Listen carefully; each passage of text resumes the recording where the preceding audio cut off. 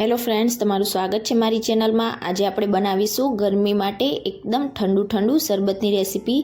તો આ શરબત આજે આપણે લીંબુ વગર, ખાંડ કે સાકર વગર બનાવીશું। ઘરમાં જ રહેલી સામગ્રીમાંથી તમે આ શરબત તૈયાર કરી શકો છો અને એટલું ટેસ્ટી લાગશે કે તમે આખા ઉનાળામાં ગરમીમાં આ જ શરબત પીવાનું પસંદ કરશો અને એકદમ ઝટપટ બનીને તૈયાર પણ થઈ જાય છે। તો ચાલો બનાવીએ। રેસીપી સારી લાગે તો વિડીયોને લાઇક કરજો, વધારેમાં વધારે શેર કરજો અને જો તમને મારી રેસીપીઓ સારી લાગતી હોય અને હજી સુધી ચેનલને સબસ્ક્રાઈબ ના કરી હોય તો સબસ્ક્રાઈબ કરીને બેલ આઇકનને પ્રેસ કરજો, એટલે નવી નવી રેસીપીના નોટિફિકેશન મળશે। તો ચાલો બનાવીએ। તો અહીંયા સૌથી પહેલાં તો મેં એક મોટી ચમચી જેટલા તકમરિયા લઈ લીધા છે। તકમરિયા ઉનાળાની સિઝનમાં તમે યુઝ કરશો તો પેટમાં ઠંડક આપશે અને તેનો કોઈ વધારે સ્વાદ નથી હોતો, એટલે જ્યારે પણ તમે શરબત બનાવો ત્યારે તકમરિયાનો યુઝ કરવાનો, શરીરમાં ખૂબ જ ઠંડક આપશે।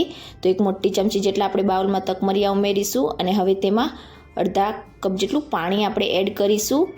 મિક્સ કરીને આપણે તેને સાઈડ ઉપર રાખીશું, એટલે 1 થી 2 જ મિનિટમાં આપણા બધા તકમરિયા એકદમ સરસ રીતે ફૂલી જશે। ત્યાં સુધી આપણે આગળની પ્રોસેસ કરી લઈશું। તો હવે શરબત બનાવવા માટે આપણે એક મિક્સર જાર લઈશું અને તેમાં 15 થી 20 જેટલા ફ્રેશ ફુદીનાના પાન આ રીતે આપણે ધોઈને એડ કરીશું। અને હવે અડધા કપ જેટલા મેં અહીંયા કોથમીર લઈ લીધી છે। તો કોથમીરને આપણે આ રીતે કુમળી ડાળખી સહિત લેવાની છે। તમારે જે જાડી ડાળી હોય તેને કટ કરી લેવાની છે અને આ રીતે કુમળી ડાળખી સહિત જ બધા ધાણાને એડ કરવાના છે। ધાણાને મેં પહેલાંથી સારી રીતે ધોઈને સાફ કરી લીધા હતા। અને હવે આપણે આ શરબતમાં ખાંડ કે પછી સાકરનો યુઝ નથી કરવાના। અહીંયા મેં 3 મોટી ચમચી જેટલો ઝીણો કટ કરેલો ગોળ લઈ લીધો છે।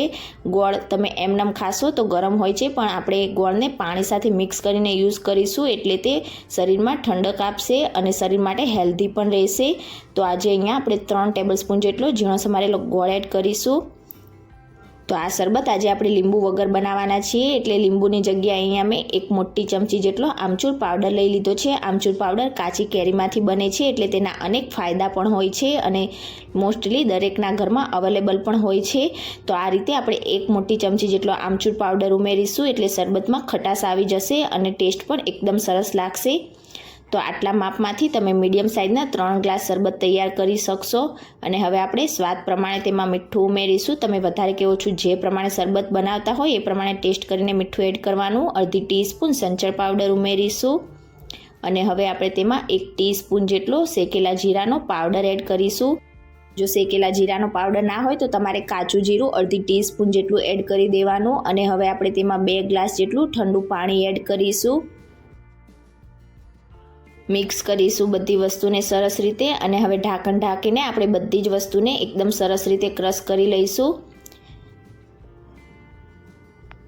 તો અહીંયા તમે જોઈ શકો છો 2 જ મિનિટમાં આપણું એકદમ ટેસ્ટી એવું શરબત તૈયાર થઈ ગયું છે। આ શરબતને તમારે ગાળવાની પણ બિલકુલ જરૂર નથી, ડાયરેક્ટ જ તમે તેને સર્વ કરી શકો છો।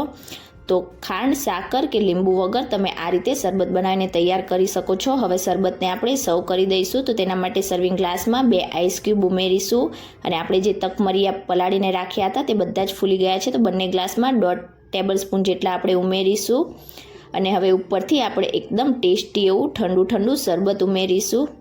આ શરબતને તમે બોટલમાં ભરીને હસબન્ડને ઓફિસે પણ આપી શકો છો અને બાળકો સ્કૂલે જતા હોય તો તેમને પણ આપી શકો છો। બનાવવામાં એકદમ ઓછો સમય લાગે છે અને પીવામાં તો ખૂબ જ ટેસ્ટી એવું લાગશે। અને ઉપરથી આપણે થોડોક ચાટ મસાલો સ્પ્રિંકલ કરીશું અને ફુદીનાના પાનથી ગાર્નિશિંગ કરીશું। તો આજની મારી રેસીપી તમને કેવી લાગી મને કમેન્ટ કરીને ચોક્કસથી જણાવજો। રેસીપી સારી લાગી હોય તો વિડીયોને લાઇક કરજો, શેર કરજો અને ચેનલને સબસ્ક્રાઈબ કરીને બેલ આઇકનને પ્રેસ કરજો। Thank you for watching.